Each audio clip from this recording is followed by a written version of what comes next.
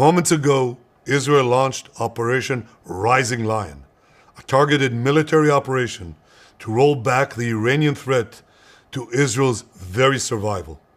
This operation will continue for as many days as it takes to remove this threat. For decades, the tyrants of Tehran have brazenly, openly called for Israel's destruction. They've backed up their genocidal rhetoric with a program to develop nuclear weapons. In recent years, Iran has produced enough highly enriched uranium for 9 atom bombs. 9. In recent months, Iran has taken steps that it has never taken before, steps to weaponize this enriched uranium.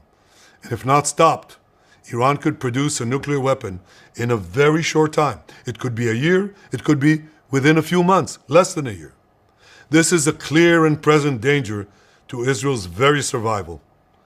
80 years ago, the Jewish people were the victims of a Holocaust perpetrated by the Nazi regime. Today, the Jewish state refuses to be a victim of a nuclear Holocaust perpetrated by the Iranian regime. Now, as Prime Minister, I've made it clear time and again, Israel will never allow those who call for our annihilation to develop the means to achieve that goal. Tonight, Israel backs those words with action. We struck at the heart of Iran's nuclear enrichment program. We struck at the heart of Iran's nuclear weaponization program. We targeted Iran's main enrichment facility in Natanz. We targeted Iran's leading nuclear scientists working on the Iranian bomb. We also struck at the heart of Iran's ballistic missile program. Last year, Iran fired 300 ballistic missiles at Israel. Each of these missiles carries a ton of explosives and threatens the lives of hundreds of people. Soon, those missiles could carry a nuclear payload, threatening the lives not of hundreds, but of millions. Iran is gearing up to produce 10,000 of those ballistic missiles within 3 years. Now just imagine 10,000 tons of TNT landing on a country the size of New Jersey. This is an intolerable threat. It too must be stopped. Iran is now working on what it calls the new plan to destroy Israel. You see, the old plan failed. Iran and its proxies tried to encircle Israel with a ring of fire and to attack us with the horrible attack of October 7th. But the people of Israel, the soldiers of Israel, rose like lions to defend our country. We crushed Hamas, we devastated Hezbollah, we hit Iranian proxies in Syria and Yemen. And when Iran directly attacked us twice last year, we struck back inside Iran itself. Yet in defending ourselves, we also defend others. We defend our Arab neighbors. They too have suffered from Iran's campaign of chaos and carnage. Our actions against Iran's proxy Hezbollah led to the establishment of a new government in Lebanon and the collapse of Assad's murderous regime in Syria. The peoples of those two countries now have a chance for a different future, a better future. So too do the brave people of Iran, and I have a message for them. Our fight is not with you. Our fight is with the brutal dictatorship that has oppressed you for 46 years. I believe that the day of your liberation is near.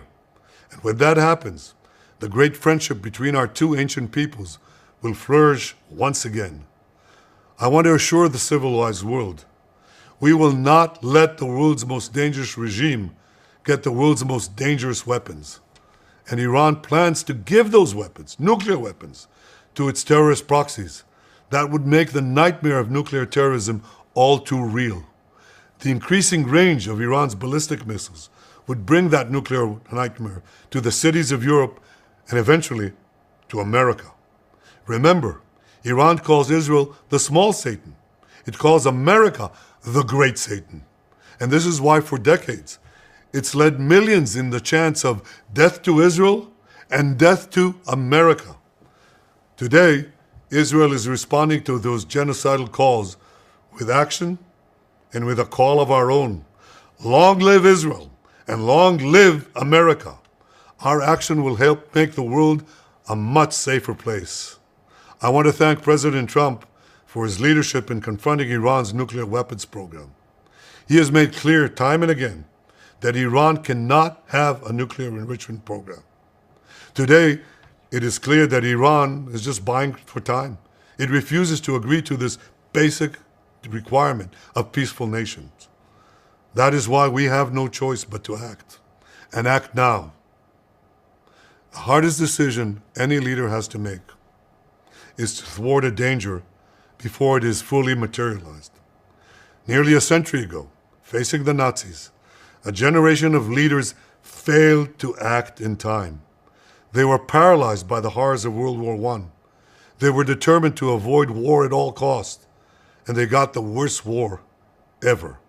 They adopted a policy of appeasement. They closed their eyes and ears to all the warning signs. That failure to act resulted in World War II, the deadliest war in history. It claimed the lives of 60 million, including 6 million Jews, a third of my people. After that war, the Jewish people and the Jewish state vowed, never again. Well, never again is now. Today, Israel has shown that we have learned the lessons of history. When enemies vow to destroy you, believe them. When enemies build weapons of mass death, stop them. As the Bible teaches us, when someone comes to kill you, rise and act first. This is exactly what Israel has done today. We have risen like lions to defend ourselves. Over 3,000 years ago, Moses gave the people of Israel a message that has steeled their resolve ever since. Be strong and courageous, he said. Today, our strong and courageous soldiers and people stand together to defend ourselves against those who seek our destruction. And by defending ourselves, we defend many others, and we roll back a murderous tyranny. Generations from now, history will record that our generation stood its ground, acted in time, and secured our common future. May God bless Israel. May God bless the forces of civilization everywhere.